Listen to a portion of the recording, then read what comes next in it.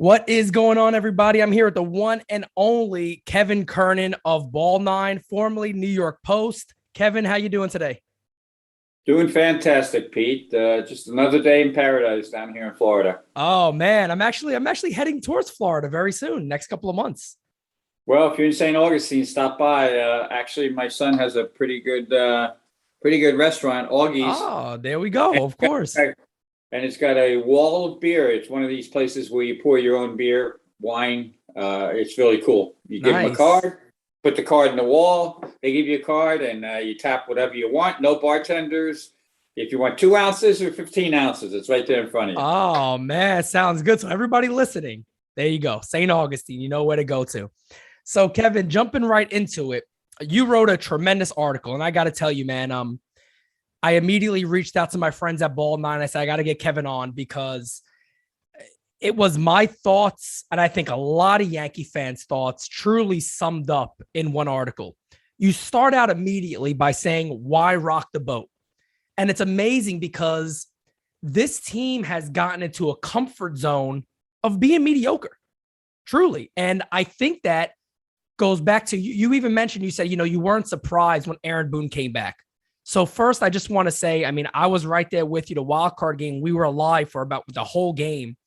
And I remember telling my team, I said, guys, we all know they should go in a different direction, but they won't. We know they won't.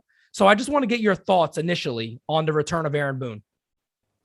Well, I titled the article "Boondoggled" because that's exactly what it is. It's a boondoggle, and it's not necessarily Aaron Boone's fault. He is who he is, and I've known Aaron for years. I know his father, Bob Boone. Obviously, I go all the way back to his grandfather. His grandfather Ray Boone.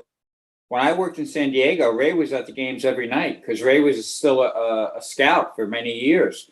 Great scout.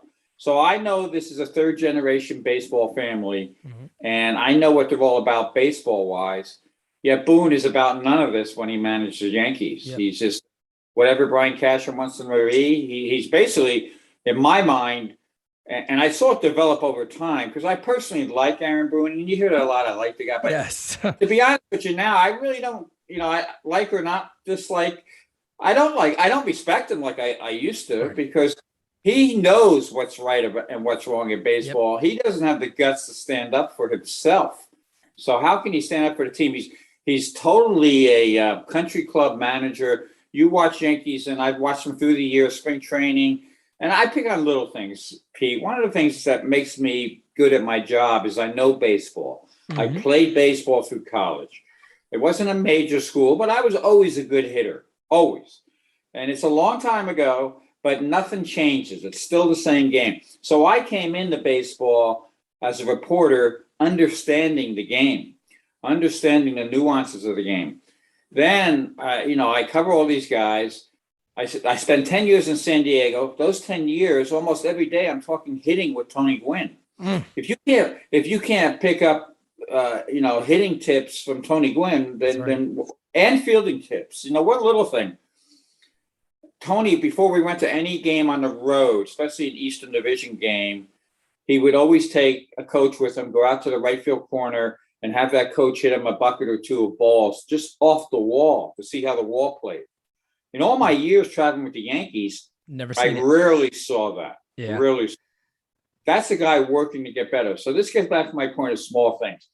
They like Boone because he lets them. It's like Jack McKeon. Jack's a good friend of mine.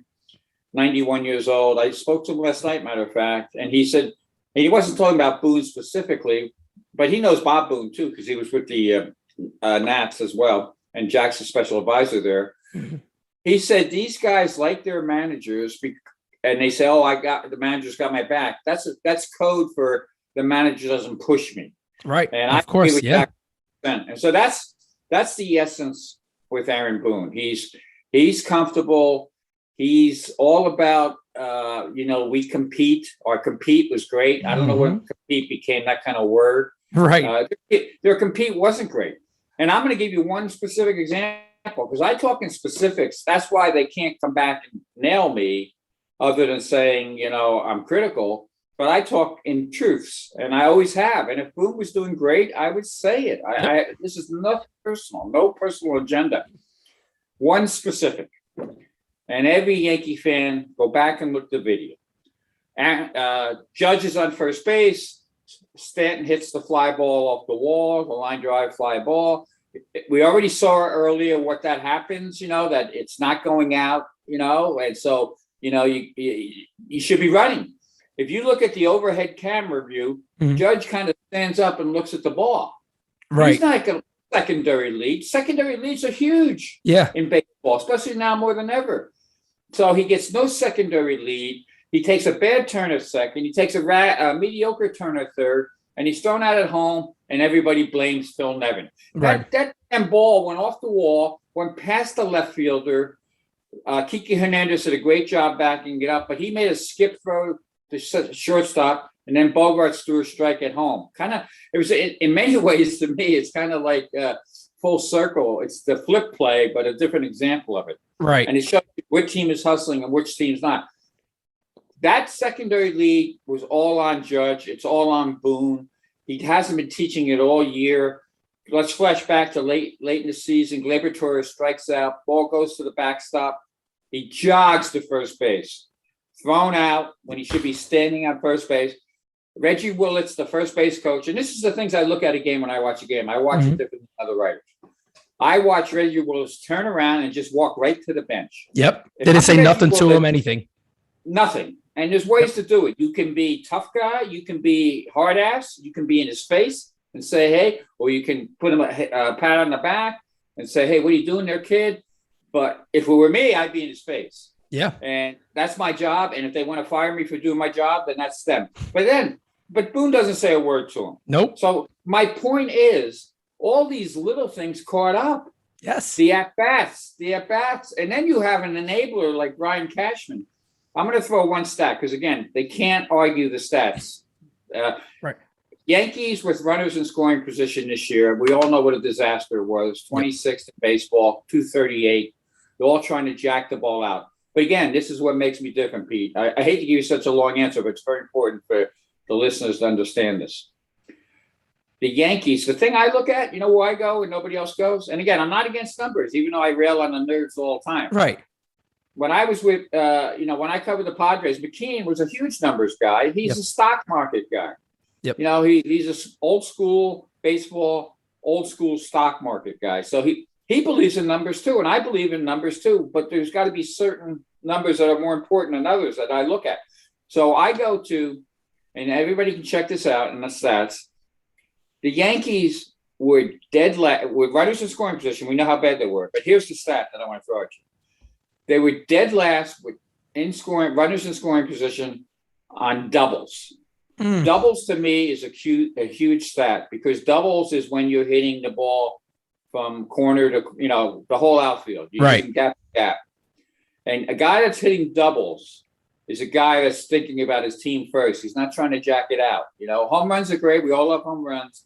But if you're getting a double with runners in scoring position, you're really doing your job. Right. You're scoring the run. You're putting more guys in running position. The Yankees all year had 47 doubles with runners in scoring position. That's pathetic. And that was dead last. Tied for the. Yep. You know who they tied with? They tied with the Pirates. That's how bad they were. The Pirates had as many doubles with runners in scoring position as the Yankees. So that's one little stat that gives you the big picture. That's why I ripped on Boone. Boone needed to get tough with these guys. He didn't. And spring training, it's like I said, it's a country club. But that's happening throughout baseball. It's not just baseball. Right. And Brian Cashman enabled him. And Brian Cashman got exactly what he wanted. He wanted a guy to take the heat, stand in front of the media, say the same boring stuff that we don't even want to hear anymore. You saw, you know what? In all the time that Aaron Boone's managed the Yankees, we've seen the real Aaron Boone for about a minute and a half. And that was when he went ballistic in the great situation where he went after the young umpire. Yes. Yes. That was the real competitive Aaron Boone. Where is that Aaron Boone? Now, I'm not into – I thought that was a little cheesy too, and I'll tell you why. He got all over the young umpire, a rookie umpire. To me, that's not cool. But I don't mind him for blowing up. That's life. I mean, at some point, maybe going back to the kid and said, "Hey, I'm sorry about yesterday, whatever." Right. But where is that Aaron Boone? So that's the Yankees and Yankee fan. And the irony here, of course, is the Yankee fans are so damn passionate about their team, and they can't get somebody that runs their team that's passionate. No, not at all. And that's been my problem. So first of all, I just want to say this. I would be lucky if I know half the baseball you do. Just be, you've been there, you've done that, you've done all of it. It's exciting to me that I'm on a completely the same page that you are, but I've been saying it. My track record has been out there now since the beginning of the year. And I remember the first year of Aaron Boone, I said, give him time, let him be. And I picked up little things. I said, this team is unprepared. They're not prepared. They couldn't field. They can't do anything, not running the bases right. And I'm saying something got to be wrong. So the beginning of this year, I remember, I feel like I've ranted all year long because I'm watching the games and I'm pulling my own hair out. I'm saying, what the hell are these guys doing?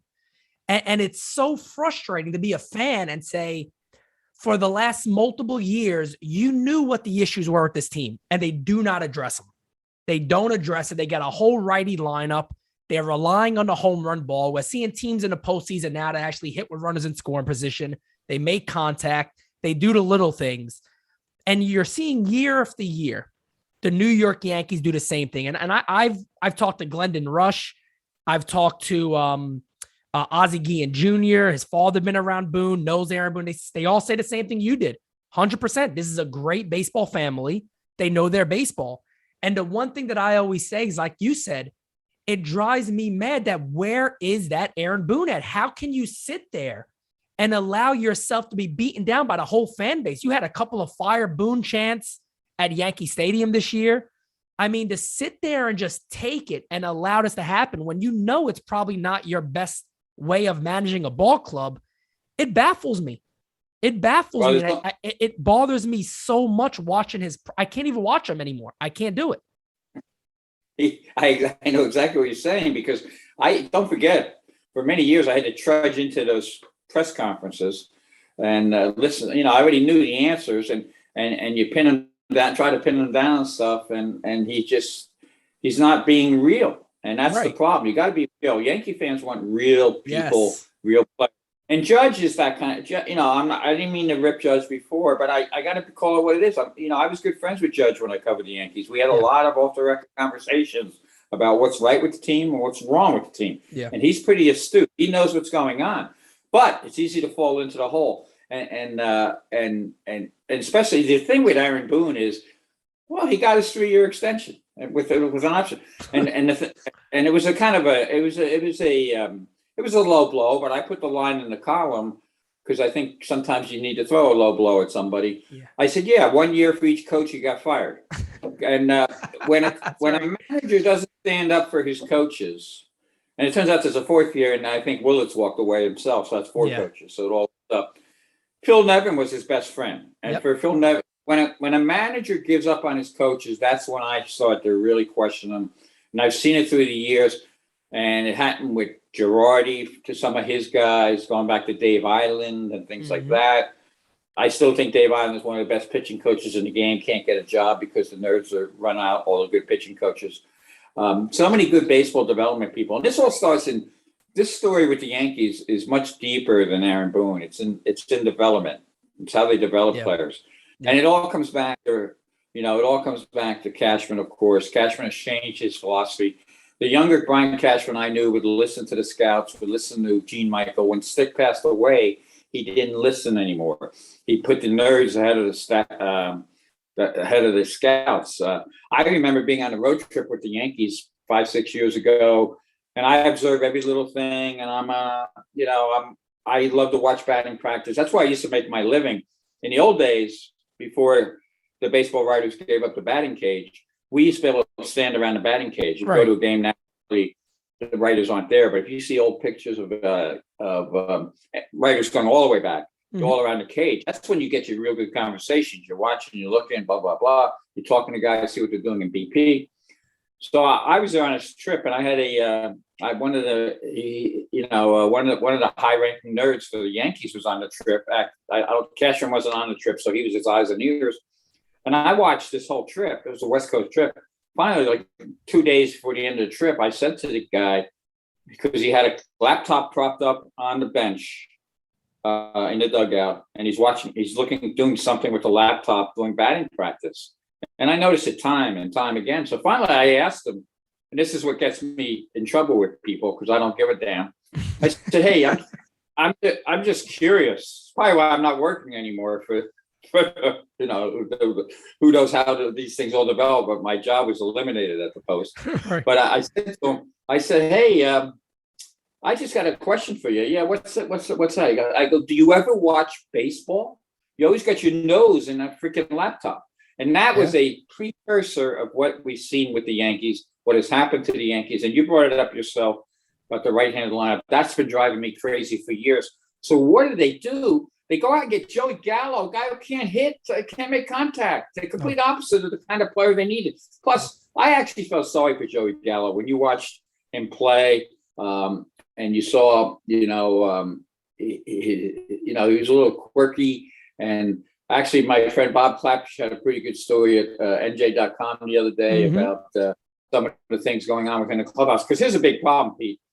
We're not in the clubhouse anymore. Right. And as much as fans and talk show hosts and everybody else can get on the media, especially the beat writers, and I'm here to defend the beat writers for, you don't really need to be in the clubhouse. You hear all that stuff. No, we are the eyes and ears of the fans. Of course, that's right. That's one of the biggest beefs I have is exactly that.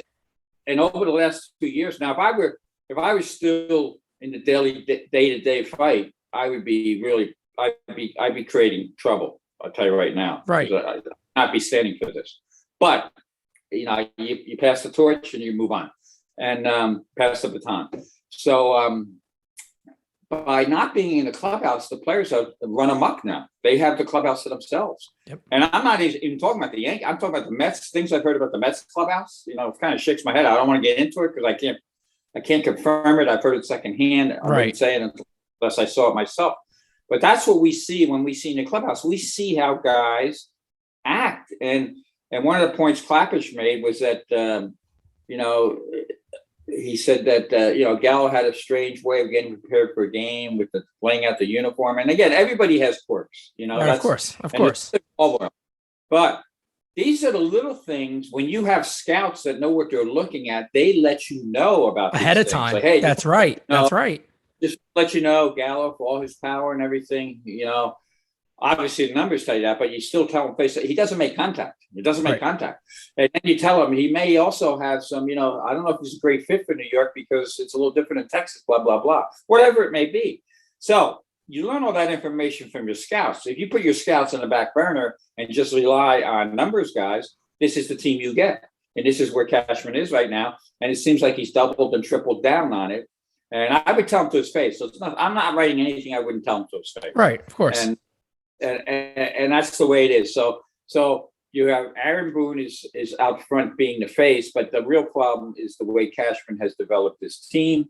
Yeah. The coaches he has hired, the development people. I'm hearing horror stories from the minor leagues, some of the things that they do in the minors now. Because don't forget, Pete, instructional leagues used to be certain things.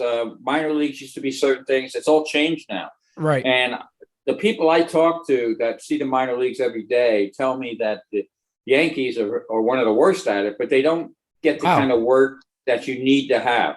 I mean, you're going to have a great player in Volpe. Don't get me wrong. Of course. I think, Damon Oppenheimer did a great job drafting that kid.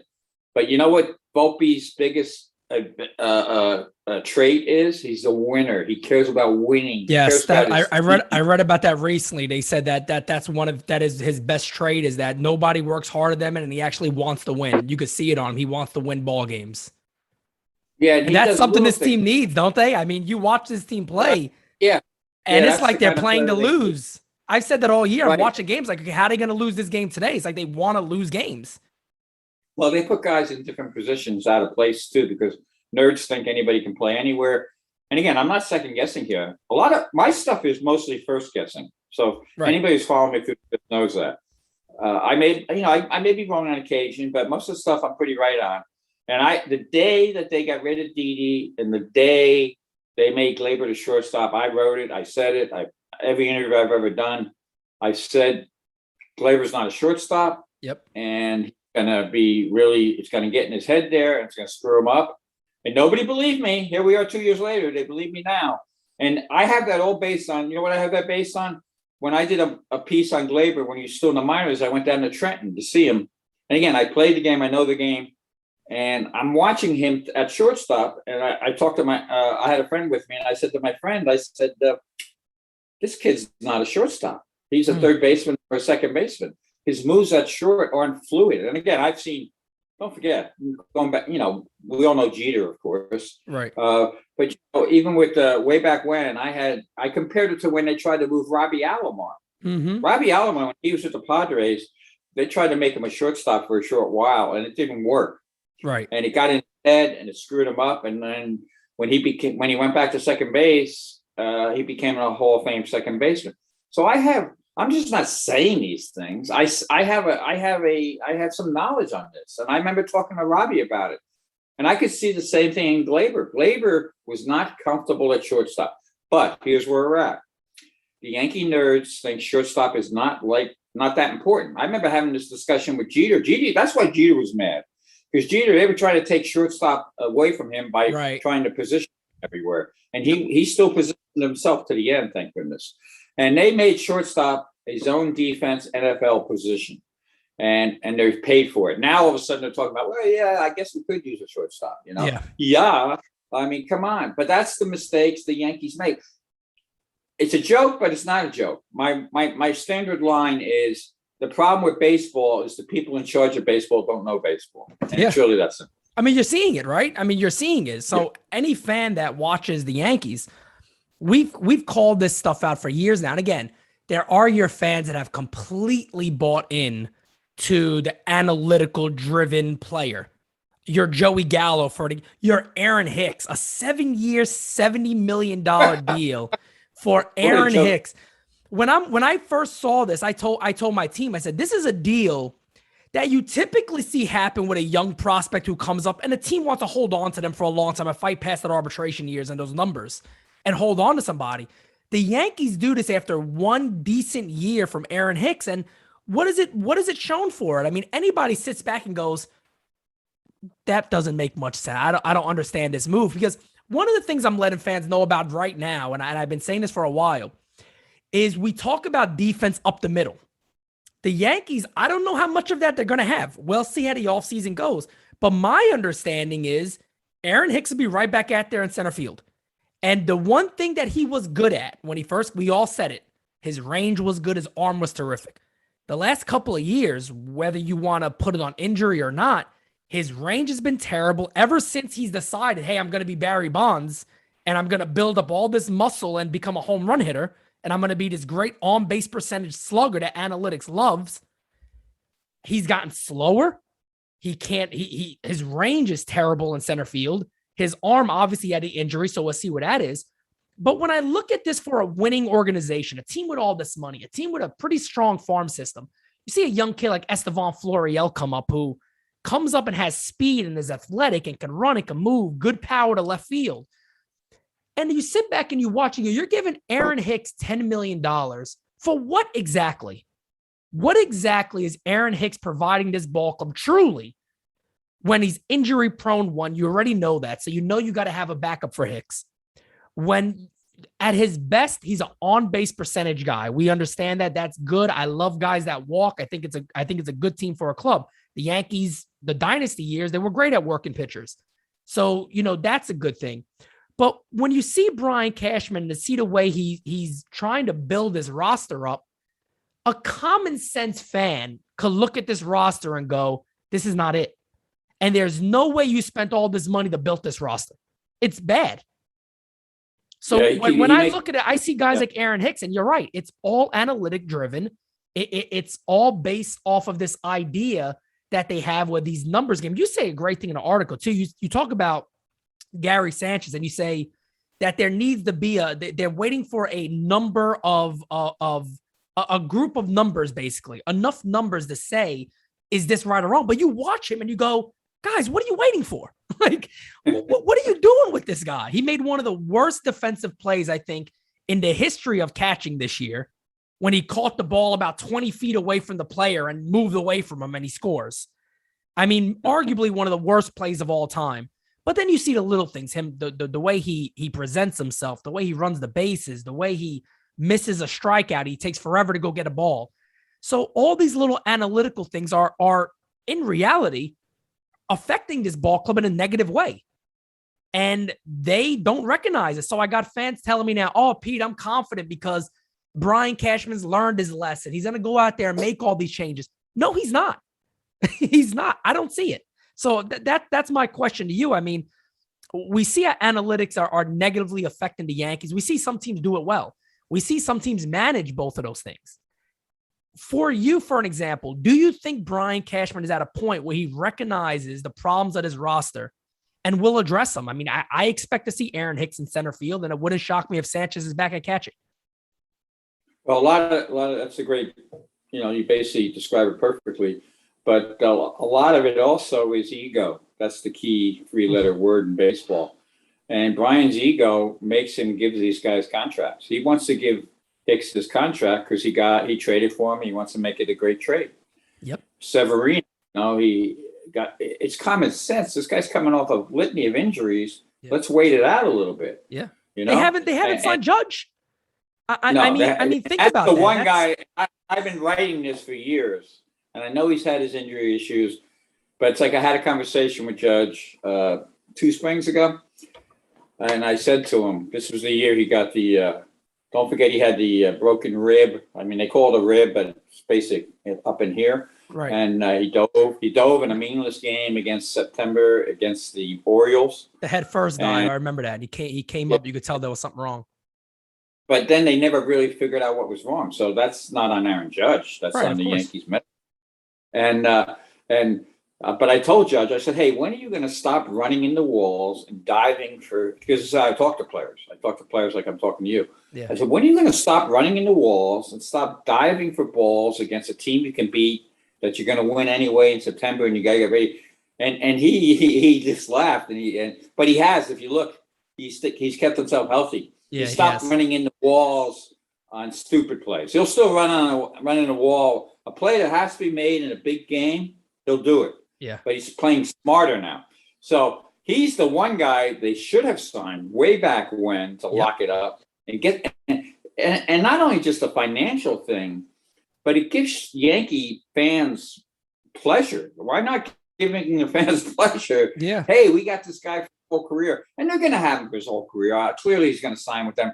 But there's a lot of although I did tell him, I said, if I were you, I'd run out to free agency and go sign with the Giants. It's funny. I tell my team that. I told them that this morning. I said, guys, they keep waiting on this guy. Hey, he may have the idea that, look, the Angels and the Giants would be all over him. And they'll probably give him whatever he wants. And you know what? But he's probably thinking legacy, pinstripes, and all that stuff. And I get it. But the problem is, and he has said he's behind Boone, so that's where he's at. But if he locks himself into a career where they don't win, then it's not the career he wants. He wants to win championships. This kid, and so they signed the wrong guys. And let's not forget the other one. One of the other elephants. There are many elephants in the Yankee room, and one of the elephants in the Yankee room is Clint Frazier. Legendary bat. Yeah, the legendary batsman. He played off so well so far. It's burning in my ears. I remember Cashman saying that when the trade was made. And that's why I always throw that quote out there. Legendary bat speed. He has legendary bat speed, but what's gone on with Clint Frazier through the years? I mean, he's a nice kid. I went and visited him in Atlanta. We spent time together. Yeah. Did a nice piece on him. But there's some immaturity there that had to be developed. And the Yankees tried very hard with Reggie Jackson and some other people, and Boone tried very hard. I give Boone a lot of credit there. He tried very hard with Clint Frazier, and they still haven't given up on him, and I wouldn't give up on him either. But my point is, you got to know all this going in, and you got to have a game plan to attack this so Clint Frazier can be the best Clint Frazier can be, same as Aaron Boone can be the best Aaron Boone can be. And up the middle, you nailed it. Sanchez has gone backwards. Every year they get another catching coach. They had the best in Gary Tuck. Gary Tuck was the best years ago, and they got rid of him. And they've been steadily declined. And I have some friends in Major League Baseball who actually have that job, and they know what they're doing. And I have a good friend who said he's actually with another team, but he said he would love to work with Sanchez because he believes there's things he can teach them. But will the Yankees hire that teacher, and will Sanchez listen to that teacher? At this point, I give him one, and I'm really hesitant to do this, but I would give him one last shot simply because I don't have anything in the hopper that's going to fix it right now. Right. See, the Rays are a team that come up with catchers. They take Darno off the scrap heap. They take Zunino. They have a way of doing that. The Yankees don't. They just stick with Sanchez, give him another catching instructor, confuse the hell out of him even more, and make him so he's doubting himself. And plus, he's lazy. He appears to be a lazy player. I mean, he can argue that if he wants to me, but the way he goes, like you said, the way he goes after balls, the things he shows he's not busting at every play like he should be. And if your catcher's not busting, then you got big problems. So you go from there, the shortstop, the problem with Liberatores, the center field, the problem with Aaron Hicks. And then thinking that Judge, they really dodged a bullet this year by playing Judge so much in center field that he didn't get hurt. That was another mistake. They got away with that mistake, but that's a mistake.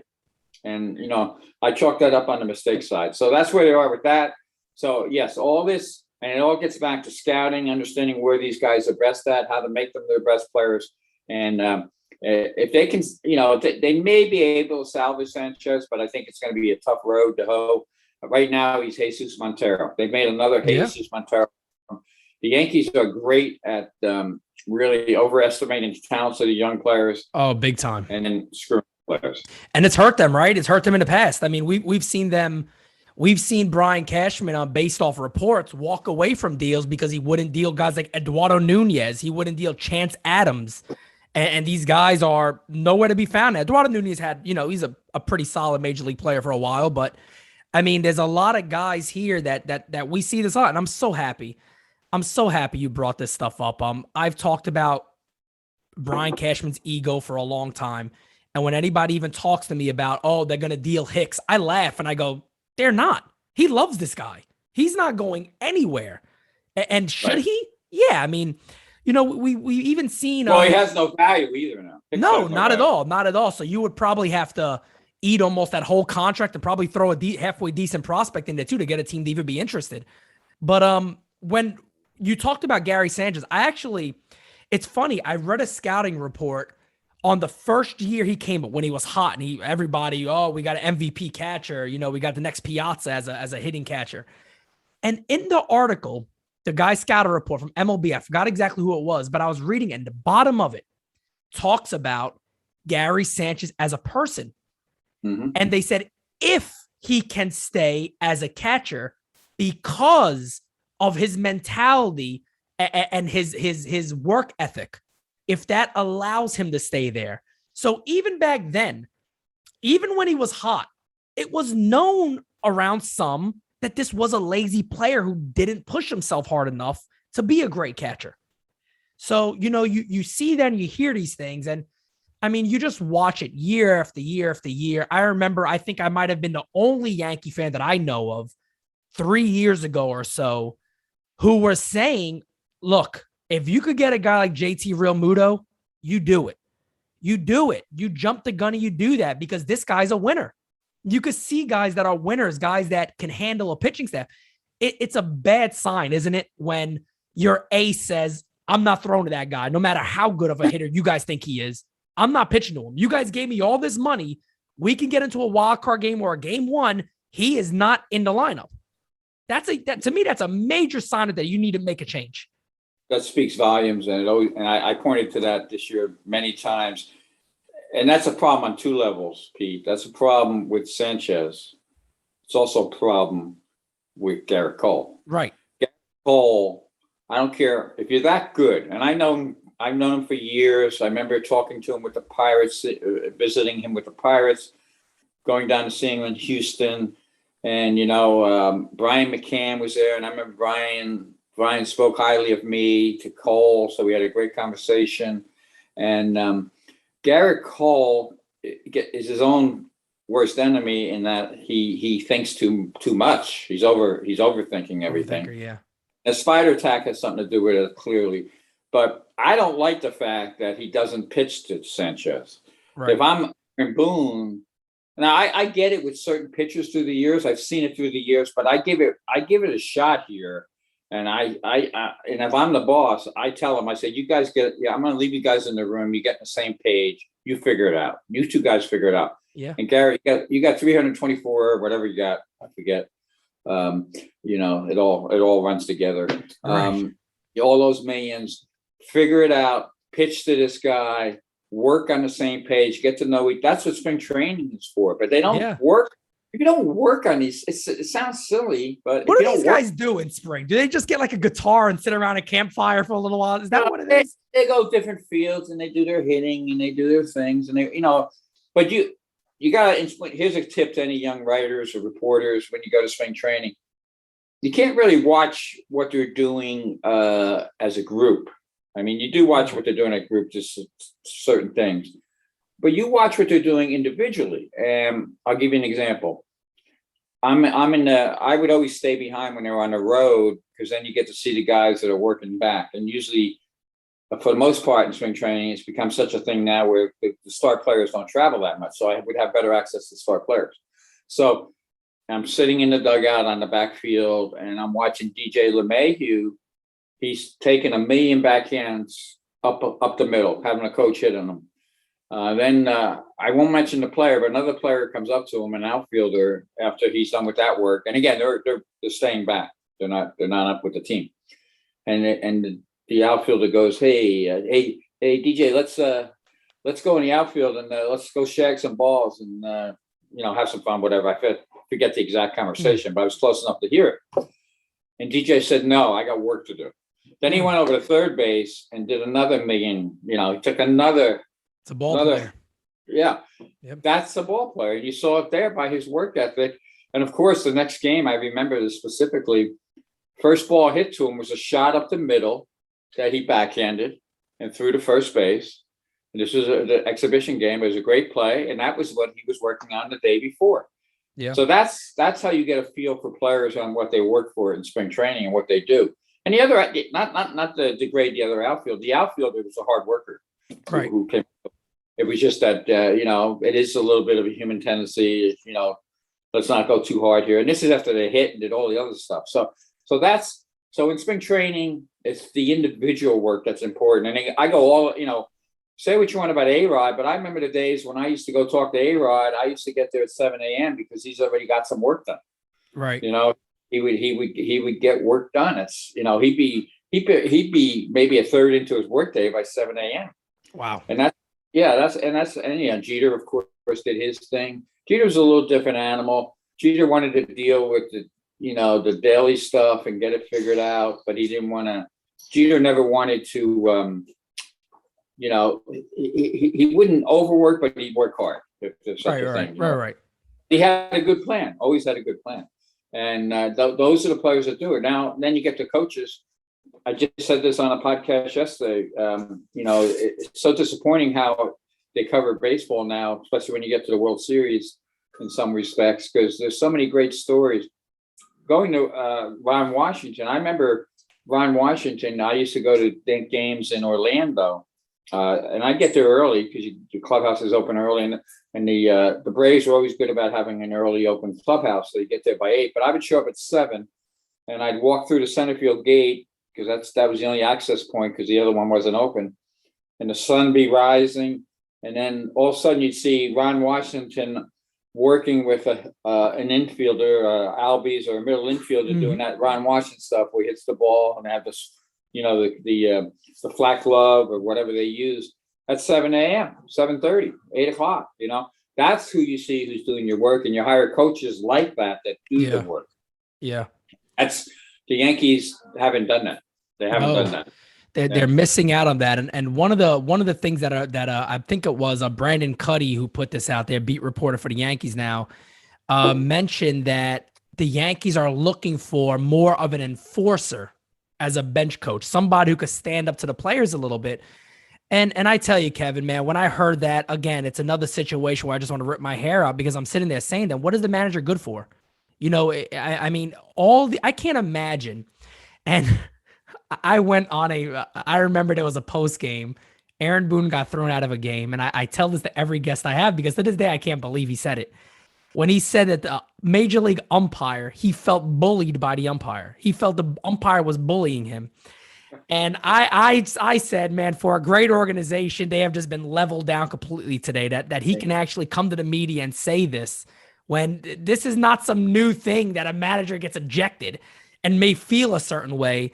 But to sit there and say a major league umpire bullied you, you're the manager of the most prestigious organization in sports history. This is, and I told everybody, I said, this is where this team is. This is who they are. This is who they're becoming. And it drives me mad because again, this is, this company that I'm building up, and we got a great team here. Some more great people joining in January. Focus is on the Yankees. That is our focus. This is who we love. And we're just honest. I'll never sugarcoat anything. I'll never sit back like some Yankee fans and praise Cashman for anything he does. I think I believe he's one of the most overrated general managers in baseball.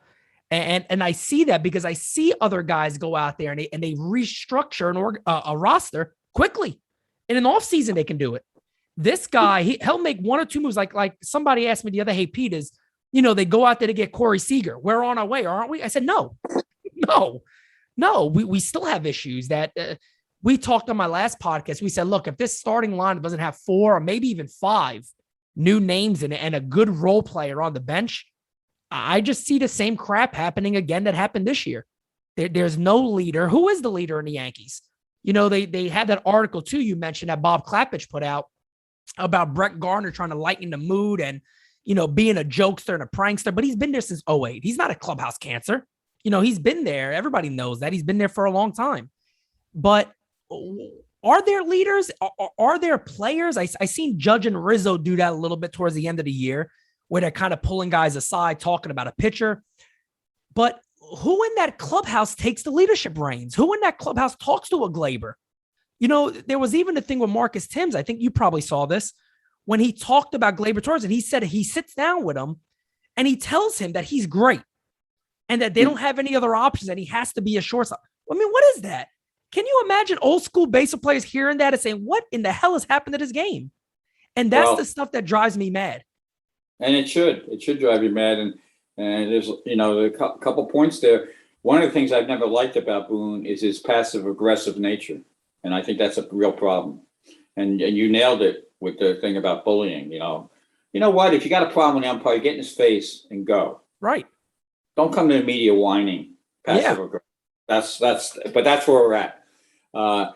Cashman getting a enforcer. Well, who was the enforcer on this team? It was Phil Nevin. So right. And now the next enforcers or anybody who's going to get hired, and did they hire Bobby Dickerson? Was that a recent hire, or am I getting my teams mixed up here? Yeah, I haven't heard that for the Yankees. Yeah, but he's that type of coach. Right. Nevin. But you're going to be thinking to yourself as that, well, geez, the last enforcer got fired, so I got to watch myself here. And you take your lead from your manager. Now, my guess is they will be a little tougher on their players now, and that's the signal that Cashman is sending, which a little too late. But I agree with you on you need to revamp the Braves. The Braves do some things right. They do a lot of things wrong. They've gotten rid of a lot of good development people, a lot of good scouts.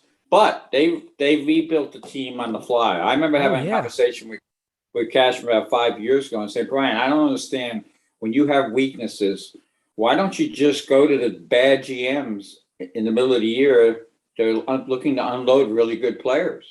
And, he basically has tried to do that, but he comes up with a Gallo instead of coming up with a Soler or a Jorge Soler. Or Adam Frazier. Adam Frazier was a guy I was begging for because he just makes contact.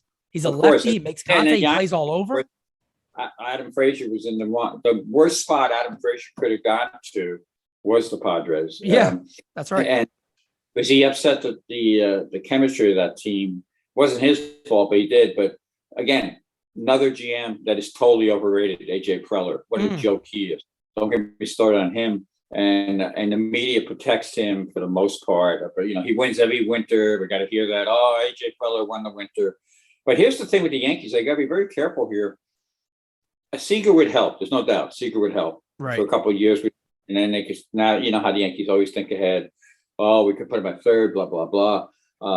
But Volpe could be ready. A very smart scout told me this the other day. He said, one of the problems with the Yankees is they keep thinking they can bring in a leader.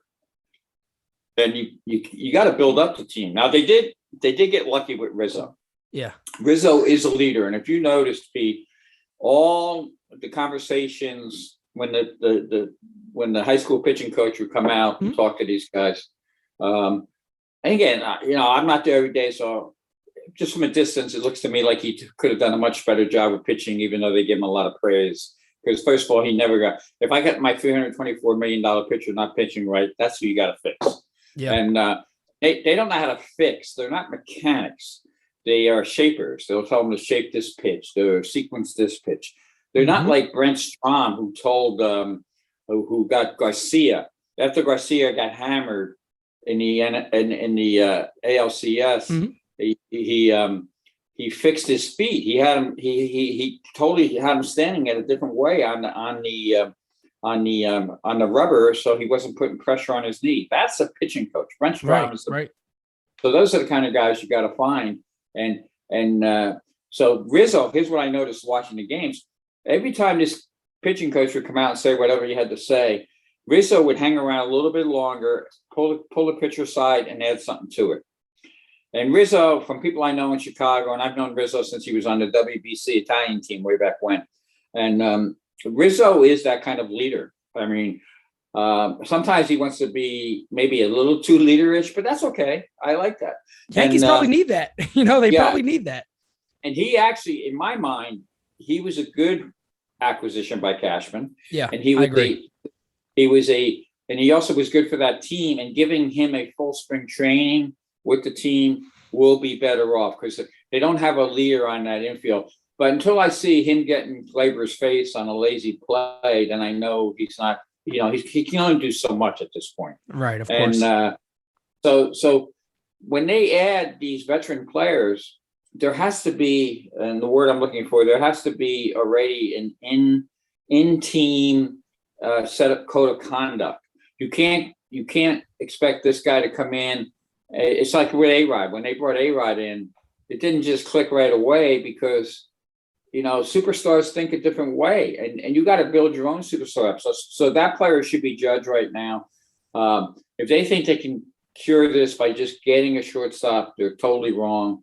The way they use their pitchers, that's going to be a huge thing. Until they get Garrett Cole right, and this is what I say, Garrett Cole needs to man up. Until he mans up, they got a problem. And the insight on Garrett Cole is this. He's a nice kid, maybe thinks a little too much. But he had one of his kids was close friends to Matt Keogh, kid. So Matt Keogh pitched for the A's for many years. An incredibly smart baseball pitcher type of guy. A lot of knowledge. Well, Matt and you never read this before, but Matt and Cole became friends, and he became his mentor in a lot of ways. And he would just talk to him straight up and say, "Hey, you got to use your fastball more. What are you doing here?" And blah blah blah. And Cole believed in him, so he had that person to go to. And this was during his time in Houston. But then Matt passed away, suddenly, and so he lost his mentor. The Yankees haven't found a mentor for Cole. Cole hasn't found a mentor himself. And I know there's some talk about David Cone. Yeah. You can tell the way and I love David, but you can tell the way David's broadcasting the game with all the analytics and stuff. He's basically begging front offices, "Hey guys, I know pitching and I know all these analytics. Yeah. Hire me, please hire me." In any capacity, like a manager, pitching coach, whatever, pitching in charge of pitching. But that's my point is Cole needs to have someone that he can lean on that knows and has been there. And until he mans up, I mean, it was I don't want to hear about the hamstring. I don't want to hear about the hamstring. I agree. You know? I agree. I mean, when Kurt Schilling was pitching with the bloody sock. So, yep. You find a way. And so that's another one of their big problems. So they have all these big problems. You bring in, and again, I don't know that much about Seager. I know his brother pretty well. His brother is not very, he's the one who hasn't talked to the GM in Seattle for years. The Proto won't even talk to him because his brother's a very honest guy. So I would think Seager's a younger brother, so I would think he's the same kind of guy. And of course, you add Seager, you're going to be better. There's no doubt about it. Of course, and right. Maybe it will help, but it's not a cure-all. And the Yankees got to stop looking at a free agent here or there as being the cure-all. Exactly. And also, Brian, and here's the other key. I meant to mention this earlier. Brian Cashman needs – a GM told me years ago that he didn't like dealing with Brian Cashman because Brian always has to win the trade big time. Yep, that's right. That's right. That's the way it always goes. Sometimes you got to get something to get something, and those GMs that try to win all the time, what do you see? They always start making trades with the same guys, right? And what did the Yankees do? They make so many trades with the same kind of teams, all the time. All the time. And again, that's you can at this point you can name them. You know who the guys are. So when you start looking at it's funny because I told somebody, hey, when I look at catchers, they say, well, who's out there? I said, well, we could go back to the Pirates and get a Jacob Stallings. We trade for them all the time. So why not? I mean, exactly. Him and Sherrington, they're friends. Kevin Towers used to be a good friend of Brian's, and I love Kevin Towers, passed away of cancer. Yeah.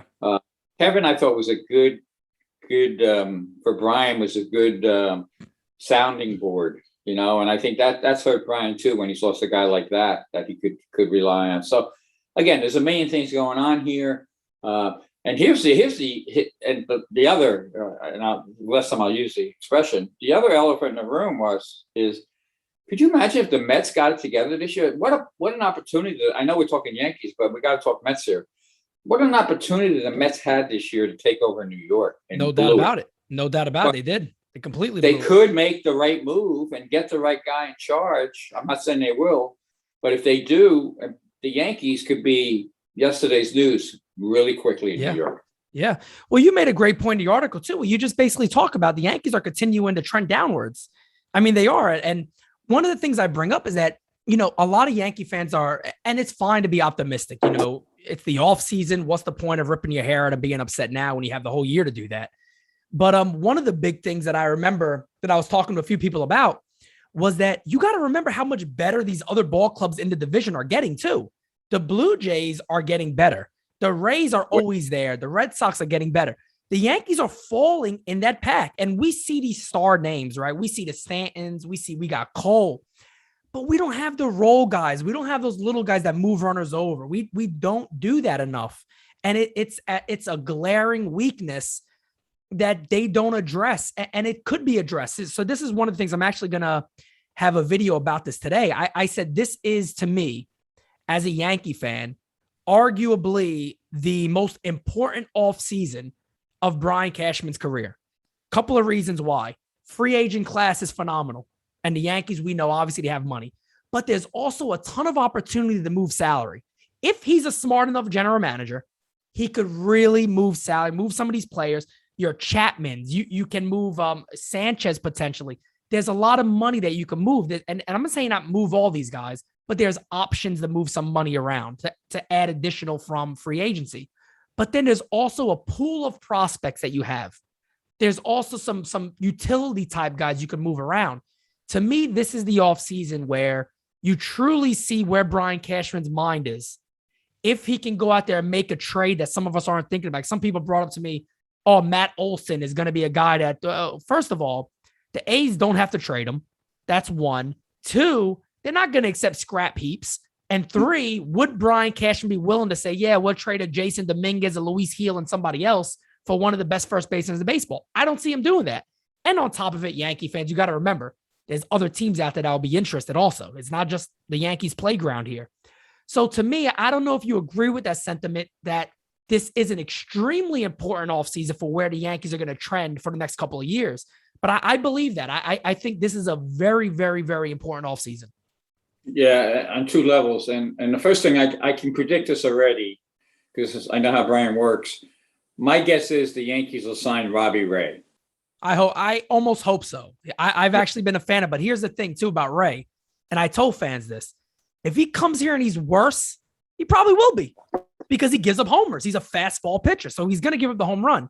But I do feel like, and maybe you disagree with this, but I do feel like you got to have somebody behind Cole that in a sense, you can almost balance that pressure. Yes, and is Robbie Ray that guy though? That's what we don't know. That's the question. But I'm saying my point is that I can read. You can read Cashman like a book. He'll want to get Robbie Ray to hurt the Blue Jays a little bit. He'll pay the money, and the question is, will that fastball work in Yankee Stadium? Right. And also, I think Pete Walker, the Blue Jays pitching coach, is one of the best in the game, and I think he really helped Robbie Ray. And Robbie Ray has to be very careful here. I mean, you always follow the money. It's MLB. Of course. But Robbie Ray has to make that decision where it's best for him. Yeah. And I think he fits well with that team. And what you said about the Yankees is true, but just imagine this too. Imagine if the Blue Jays have another good offseason. That's right. And they, because they're, that the big joke comment that got us all going was, Boone saying the rest of the league is caught up to the Yankees. But years ago, here's the stat, Aaron, just so you know. Since 2003, the Yankees have won as many World Series as the Marlins. There you go. One. Yep. So they caught 20 years ago. Kevin, you've been around covering the Yankees for a long time, especially the most recent years. What is that gap? What is that specific gap that he's talking? Because it's no longer money, right? There's other teams out there doing it bigger than the Yankees. We know that. What is this? And I guess that's what drives a lot of Yankee fans crazy is when you hear Aaron Boone talking, Cashman, like, what world are you in? What games are you watching that we're not seeing here? There's two things with that. I think in a way, I think that's a way to say, geez, we're not bringing in the young talent that other teams are. And that's a slam on maybe drafting, how they draft it, but also where they draft. They just have that problem where they draft. Yeah. It's, that's what's so funny, like just little things. Now I'm gonna a little thing, but like, everybody gets on Dan Duquette for Baltimore, right? Right. Of course. Right. He's one of the guys I would love to see the Mets hire, but of course they probably won't have the brains to do it. Dan did an unbelievable job. He combines analytics and real baseball. Yeah. And he did an unbelievable job at the Red Sox, set them up for that first run that Theo got all the credit for. And even in Baltimore, little things like Mullins being a late draft pick. I forget what round it's, but Austin Hayes. They got a lot of guys out there that are doing well. And they got a pretty strong farm system coming up. Right. And the Yankees, they can't afford to make mistakes. So when, Judge was a great draft pick. And they draft a kid like Garrett Whitlock, right? Mm-hmm. He's obviously, you can just see, you watch him one time and just see that this kid's got it. Yeah. Not only does he care, he's not satisfied. He's one of those guys that's not satisfied. That's what I see when I see him. And again, over my shoulder, you see the plaque for the New York State Baseball Hall of Fame. I got inducted this year. The reason why I got inducted, I see things. And what did the Yankees do? What did the Nerds do? The Nerds lose them in the Rule 5 draft. So if they keep Krisky and Nelson and all these other guys over a guy like Whitlock. And if you only got a limited, you got to get lucky in the draft sometimes. And I know this for a fact. I mean, I do know it for pure fact. The Yankees love Trout. If they had the opportunity, they would have had him. Everybody says that now, but I know for a fact the Yankees were there. But, there was the Angel connection, and the Yankees knew he'd probably go to the Angels, and that's what happened. But imagine if they got a Trout, then you wouldn't hear it. So, excuse me. The rest of the teams catching up to him, I think they're talking talent-wise, and evidently the Yankees are puffing their chest out saying that, they were ahead of the things and certain things nerd-wise, but they haven't been. So it's a joke. It's a typical Yankee comment that we're seeing now where there's no sense of reality to what they're doing, makes you shake your head. It's why you walk out of press conferences when Aaron Boone's saying, what the hell is he talking about? And then, and really, it's only going to change if the Yankee fans make a change. This is on the Yankee fans now. The Yankee fans need to step back and say, am I going to spend my money for this team? And that's where we're at. Really, that's the bottom line. Yeah, I got attacked when I said that. I said that on Twitter, and I had a lot of people go at me and go, "This is not the way of a fan." And I'm sitting there saying, "Are you nuts? Are you mad? This is what the fans are supposed to do." When you okay, for an example, you go to a store, you've had a bad experience with let's say a vacuum cleaner, a certain brand. You don't usually go to that one first to buy that one. You look at other options. So I'm not saying, "Oh, well, hey, Yankee fans, go become a Rays fan. Go, let's move to Florida. Let's become a Rays fan." I'm not saying that at all. I'm simply saying, like you just said, think before you go spend your money for this club. If you don't like the product, you're upset with the product, maybe it's not best you go to 12 games this year. Maybe you dial that back a little bit. Maybe you watch from home. There's a lot of different things you could do. But I just want to say too, thank you for this interview. Truly, I'm so happy to have you here, and your thoughts are right there with where I've been and where my team has been. With the frustration of this club and the things they're doing, the things they're not doing. They have talent. They do. One of the, I guess, just before you go here, one of the things that frustrated me more than anything all year was it feels like there's a coordination now between Yankee writers, obviously the Yes Network, and the team, where they can't push back too hard, or they don't want to, or they're concerned to push back hard on this team. One of the main things I remember, and I went nuts about this, I couldn't believe what I was hearing. The little time frame there when the Yankees called up Estevan Florial, they called up Greg Allen, and only thing these guys did was be who they were. They could go first to third, they could score, they could steal a base or two, they could play, common baseball that a lot of us like to see on a team, at least a few players, right? And I'm watching a game, and I hear Michael Kay go, "Oh, look, they're playing Booney ball." And I said, "Are these guys out there mind? You mean he couldn't bunt all year while Glaber's been struggling? He couldn't bunt?" Somebody said, "Well, Pete, they didn't have the roster." I said, "Guys, look, hold on a second. Gleyber Torres is batted about 220 all year. You mean to tell me Gleyber Torres couldn't lay down a bunt? He probably doesn't know how to be fair. But then you got a guy like Brett Garner, who had the 5th most at-bats on the team when I did a video about this, which was mid-year. Barely any sack bunts, doesn't do anything. So I guess it makes me angry that we don't have that representation anymore. I don't feel as a fan I can say, I know in the post game, these beat writers saw what I saw and are going to call it out. I hear Michael Kay, and my friend told me the other day, "Hey, watch the Michael Kay show that he got Boone on." I said, "I don't want to hear that. I'm not going to listen to it. I don't want to hear that," because I know what it's going to be. When he mentioned that Boone ball, I said, "My God, like these guys got to be paid to hype these guys up." And it just absolutely stuns me that as a fan, we don't have that no more. We really don't have a beat squad that will ask those tough questions and really bring our perspective into that room. Yeah, well, that's on the beat guys. They have to understand where they're at and the questions they have to ask, and also understand that, you are representing the fan. That's how when I always went into a press conference or talking to players individually in the clubhouse, I always looked at it like, I'm here representing myself and the paper I'm working for, but I'm also representing the fans. These are the questions the fans have. And you have to have that approach. If you don't have that approach, you're missing out. It's different for broadcasters because now the broadcasters have never been, they're hired by the team, obviously. Right. This is across the board. Some of these broadcasters, some of these teams are getting, they never question anything, and, all is gravy, sunshine, and everything else. With Michael, I've known Michael a long time. He used to be a beat writer, and there were times where I know he's frustrated by things, and he brings it up on the air, and he I don't know if he gets pushback or whatever, but I love when he does, because that's to me, that's the real Michael Kay. And you need to have that, and it's a good to exchange those thoughts, and even point counterpoint is never bad, and you can do that with all the different broadcasters. Like it's funny when you listen to a Mets game, the Mets are in the same way, and like their broadcasters are very good too. But there'll be times in a Mets broadcast where all you hear is Keith Hernandez sighing.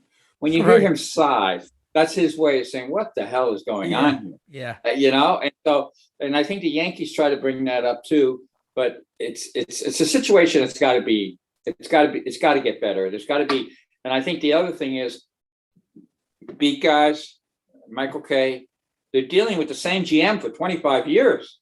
So they know where the power lies. Yeah. So they, if you're a beat guy and you got to come up with information, you got to really, yeah, sorry about that. You got to really, you got to